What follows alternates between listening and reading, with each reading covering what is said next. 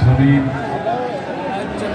मोहतरम जनाब इम्तियाज जलील साहब, रुकन पार्लिमान व सदर मजलिस इत्तेहाद मुस्लिमीन महाराष्ट्र कर लिया है कि इस म्युनिसिपल वार्ड से इंशाअल्लाह यहाँ से आप मजलिस इत्तेहाद मुस्लिमीन के उम्मीदवार को अपना नया कॉरपोरेटर बनाएंगे इंशाअल्लाह। मेरे अजीज दोस्तों और बुजुर्गों, यहाँ पर के मुख्यमंत्री उनके पार्टी के एक उम्मीदवार को आपने वोट डालकर कामयाब किया था और आज आप देखते हैं कि इस ओखला के बल्दी हल्के में जहाँ पर बेशुमार मसाइल हैं, आप मुझसे बेहतर जानते हैं कि दिल्ली का मुख्यमंत्री सारी दुनिया में ये ढंढोरा पीटता है कि हम दिल्ली में सबको पानी फ्री में दे रहे हैं, मगर इस वार्ड में पूरे ओखला में कहीं पर भी साफ पीने का पानी दस्तयाब नहीं होता है। जो ज़ेर ज़मीन पानी है वो पीने कि जो हुकूमत जिसका मुख्यमंत्री है और उस पार्टी का म्युनिसिपल कॉरपोरेटर है, उसने ओखला की आवाम को साफ पीने का पानी का इंतजाम नहीं किया, क्या वो आपके वोट को पीने का पानी तक मुहैया नहीं किया? आप जानते हैं कि यहाँ पर मदरसा है ठोकर नंबर 8 अहले हदीस मस्जिद के सामने, वहां पर एक कचरा डाल दिया जाता है, इसको भी हटाने का इंतजाम नहीं किया।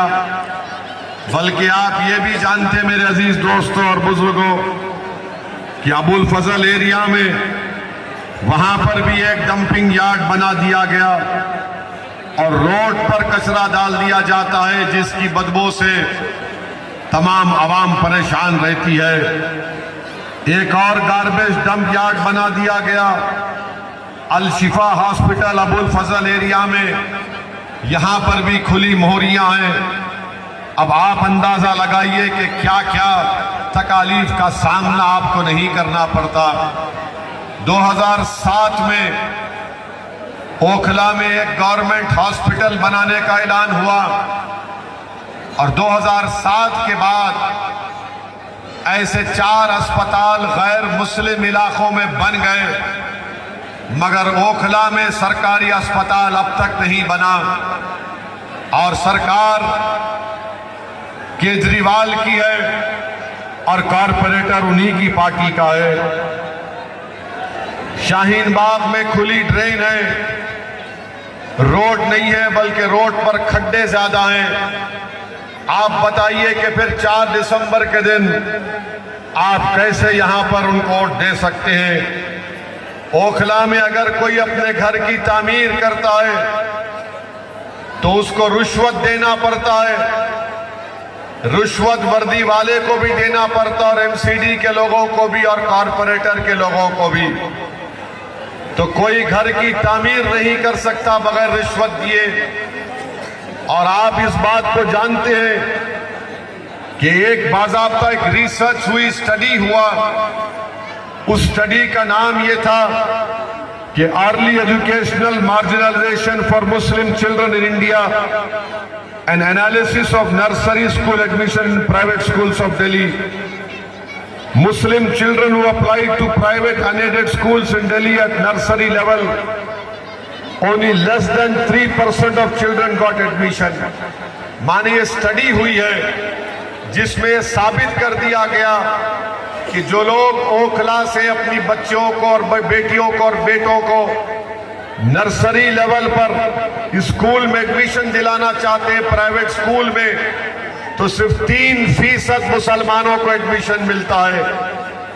मेरे अजीज दोस्तों और बुजुर्गों, मेरी आपसे दबन गुजारिश है कि मजलिस को बाजू रखिए, मगर आपको एक ऐसे आदमी को, ऐसे उम्मीदवार को कामयाब करना है जो ये ठोकरा 8 से मदरसा और अहले हदीस मस्जिद के सामने से जो कचरे का गार्बेज का डंप है उसको हटा सके, अल-शिफा हॉस्पिटल के सामने जो गार्बेज का डंप है उसको हटा सके, खुली मोहरियों को काम करवा सके, साफ पीने का पानी आपको मुहैया करा सके, अस्पताल को तामीर करवा सके।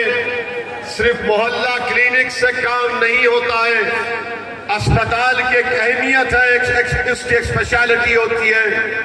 ये मुद्दे आपके हैं, ये आवाम के हैं, इस पर आप अगर एक मुस्बित फैसला आप लेंगे तो मुझे यकीन है कि इंशाअल्लाह ताला आप 4 तारीख के दिन पतंग के निशान पर मजलिस इत्तेहाद उल मुस्लिमीन के हक में अपना वोट का इस्तेमाल करेंगे। दूसरी बात कि यहां पर आपने असेंबली में और इस वार्ड में आपने छोटे रिचार्ज की पार्टी को कामयाब किया और आप जानते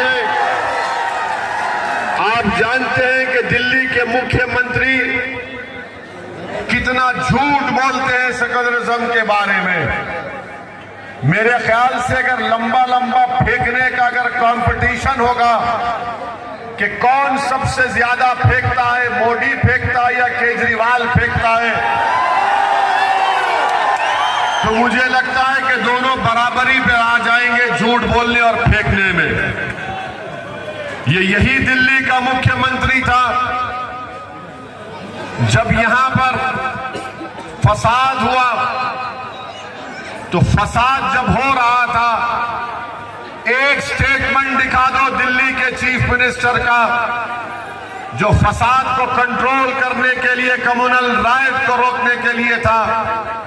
ये वाहिद चीफ मिनिस्टर है जब हिंदू और मुसलमानों में नफरत की आग लग गई तो ये बजाय उस आग को बुझाने के ये बुज़दिलों की तरह अपनी पीठ दिखाकर जाकर महात्मा गांधी के समाधि के पास बैठ गया अपने मंत्रियों को लेकर।